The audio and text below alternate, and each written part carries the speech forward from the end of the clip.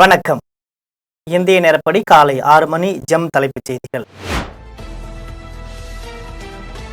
தனது குடும்பத்தினருடன் டெல்லியில் குடியரசுத் தலைவர் திரௌபதி முர்முவை சந்தித்த சச்சின் டெண்டுல்கர் குடியரசுத் தலைவருக்கு தமது கையெழுத்திட்ட டெஸ்ட் கிரிக்கெட் டி ஷர்ட்டையும் பரிசளித்தார்.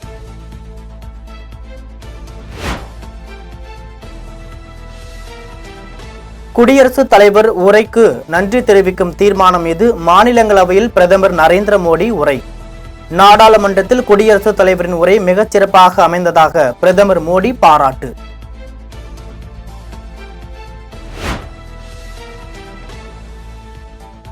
மகளிர் முன்னேற்றத்திற்கான திட்டங்களை வேறெந்த அரசுகளையும் விட பாஜக அரசே அதிகம் நிறைவேற்ற உள்ளது.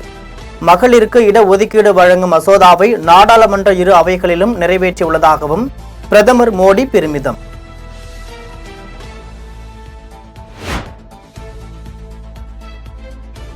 திமுக மாணவரணி சார்பில் டெல்லியில் நடைபெறும் கண்டன ஆர்ப்பாட்டத்தில் ராகுல் காந்தி, அகிலேஷ் யாதவ் பங்கேற்பு. பல்கலை மானிய குழுவின் வரைவு நெறிமுறைகளை எதிர்த்து திமுக மாணவரணி சார்பில் டெல்லியில் கண்டன ஆர்ப்பாட்டம்.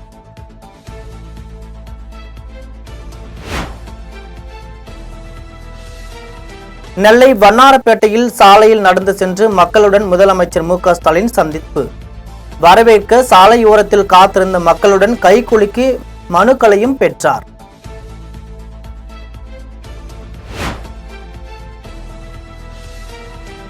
தேர்தலுக்கு பிந்தைய கருத்து கணிப்பு முடிவுகளை நிராகரிப்பதாக ஆம் ஆத்மி தேசிய ஒருங்கிணைப்பாளர் கெஜ்ரிவால் திட்டவட்டம். கடந்த தேர்தலில் இதேபோன்று எண்ணிக்கை கூறப்பட்டாலும் தாங்களே வென்றதாக கெஜ்ரிவால் விளக்கம்.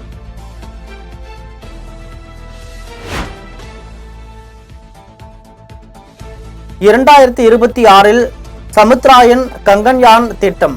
2027 ஆண்டில் சந்திரயான் 4 திட்டம் செயல்படுத்தப்படும் என மத்திய அமைச்சர் ஜிதேந்திர சிங் அறிவிப்பு.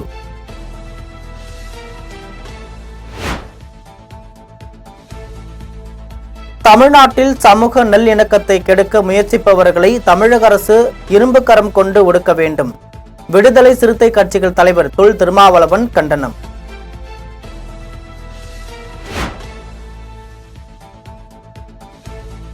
அமெரிக்காவில் இருந்து அழைத்து வரப்பட்ட இந்தியர்களுக்கு கைவிலங்கு போடப்பட்டதாக எழுந்த சர்ச்சை. எதிர்க்கட்சிகளின் அமளியை தொடர்ந்து மக்களவை நாள் முழுவதும் ஒத்திவைக்கப்பட்டது.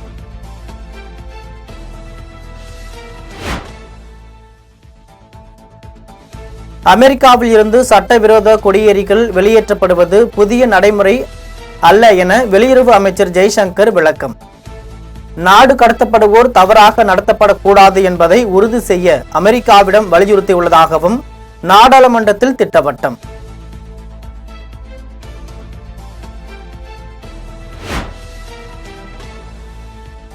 அமெரிக்க தேர்தலில் டிரம்பிற்கு ஆதரவாக பிரதமர் பிரச்சாரம் செய்தும் இந்தியர்களுக்கு அவமரியாதை என காங்கிரஸ் குற்றச்சாட்டு.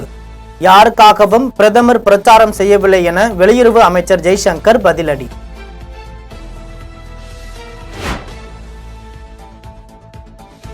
பிற மாநிலங்களைப் போல தமிழ்நாட்டில் சாதிவாரி கணக்கெடுப்பு நடத்தாதது ஏன் என தவேக தலைவர் விஜய் தமிழக அரசுக்கு கேள்வி. ஆட்சியாளர்களின் சமூக நீதி வேடம் கலைகிறது என்ற தலைப்பில் அறிக்கை வெளியிட்டுள்ளார் தமிழக வெற்றி கழக தலைவர் விஜய்.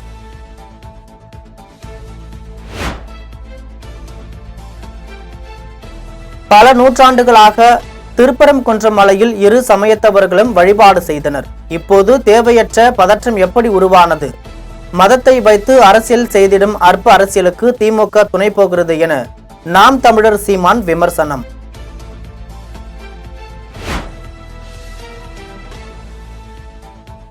பெரம்பலூரில் நாராயணசாமி நாயுடு சிலையை இடமாற்றம் செய்யக்கூடாது என பாமக நிறுவனர் ராமதாஸ் வலியுறுத்தல். நாராயணசாமி நாயுடுவின் புகழை மேலும் பரப்ப வேண்டிய காலத்தில் சிலையை மாற்றிடத்தில் வைக்க முயல்வது நியாயமல்ல என்றும் கருத்து.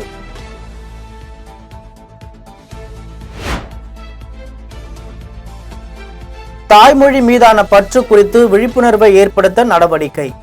தமிழ்நாடு முழுவதும் வர்த்தக வியாபார நிறுவன பெயர் பலகைகள் தமிழில் இருக்க வேண்டும் என தமிழ் வளர்ச்சி மற்றும் செய்தித்துறை அமைச்சர் சாமிநாதன் வலியுறுத்தல்.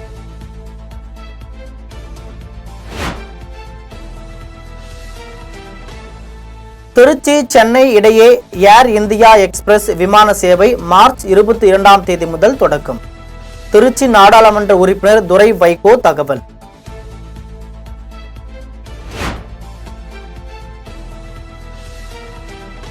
கிருஷ்ணகிரியில் ஆசிரியர்களால் பாலியல் வன்கொடுமை செய்யப்பட்ட மாணவிக்கு கருக்கலைப்பு செய்ததாக வெளியான தகவலுக்கு ஆட்சியர் மறுப்பு. மாணவிக்கு அளிக்கப்பட்ட சிகிச்சை குறித்து விசாரணை நடத்த காவல்துறையினர் திட்டம்.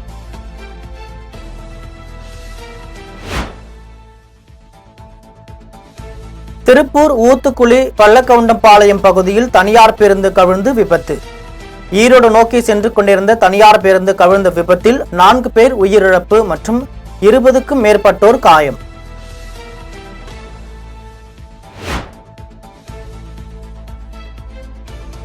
சென்னை குரோம்பேட்டை வெற்றி திரையரங்கில் விடாமுயற்சி திரைப்படம் பார்க்க வந்த இசையமைப்பாளர் அனிருத்துக்கு அபராதம். திரையரங்கத்திற்கு வெளியே நோ பார்க்கிங்கில் அனிருத் கார் நிறுத்தப்பட்டிருந்ததால் ரூபாய் 1000 அபராதம் விதிக்கப்பட்டது.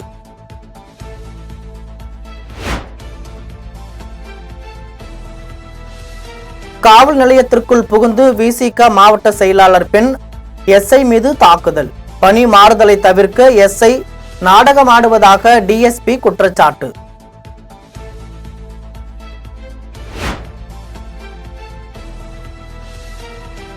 மத்திய பிரதேசத்தில் இந்திய விமானப்படைக்கு சொந்தமான மிராஜ் 2000 விமானம் விபத்தில் சிக்கியது. தொழில்நுட்ப கோளாறு காரணமாக இந்திய விமானப்படை விமானம் விபத்துக்குள்ளானதாக தகவல்.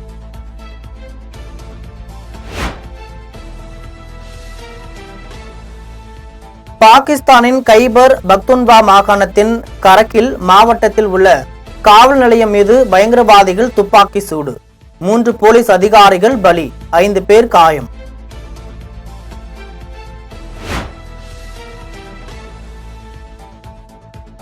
அமெரிக்காவில் பாசிச திட்டங்களை அமல்படுத்தியதாக கூறி அதிபர் டிரம்பை கண்டித்து போராட்டம். மொத்தமுள்ள 50 மாகாணங்களில் ஒரே நாளில் 50 போராட்டங்கள் நடத்தப்பட்டன.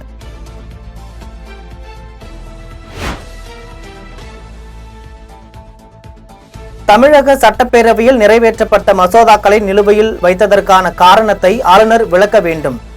தமிழக அரசு தொடர்ந்த வழக்கில் உச்சநீதிமன்றம் உத்தரவு.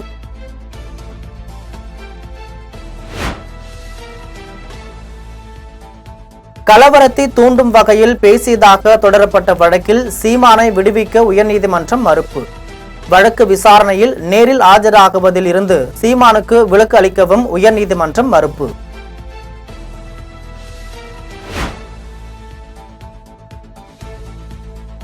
இல்லாத அதிகாரத்தை எடுத்துக்கொண்டு தேர்தல் ஆணையம் உட்கட்சி விவகாரம் தொடர்பாக விசாரணை நடத்த முடியாது. அதிமுக பொதுச் செயலாளர் எடப்பாடி பழனிசாமி தரப்பு சென்னை உயர்நீதிமன்றத்தில் வாதம்.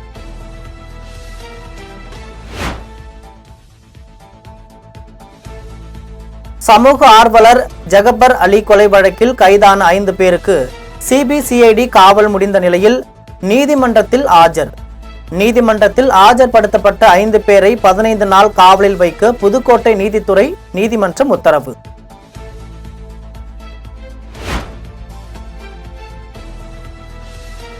தமிழ்நாட்டின் ஓரிரு இடங்களில் வரும் 8ஆம் தேதி வரை இயல்பை விட 3 டிகிரி செல்சியஸ் வரை வெப்பம் அதிகரிக்க வாய்ப்பு. சென்னை மற்றும் புறநகர் பகுதிகளில் அடுத்த 24 மணி நேரத்தில் அதிகபட்ச வெப்பநிலை 91 டிகிரி பாரன்ஹீட்டுக்கு மேல் பதிவாகக்கூடும் என்றும் வானிலை மையம் தகவல்.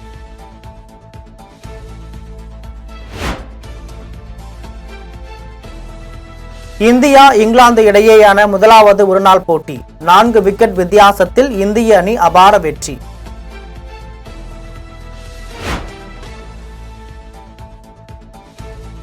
காயம் காரணமாக சாம்பியன்ஸ் டிராபி தொடரில் இருந்து பேட் கமின்ஸ், ஜோஷ் ஹேசல்வுட் விலகல்.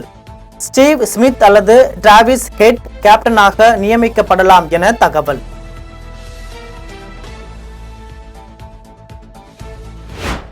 இத்துடன் ஜெம் செய்திகள் நிறைவடைகின்றன. மீண்டும் ஜெம் செய்திகள் காலை 8:30 மணிக்கு.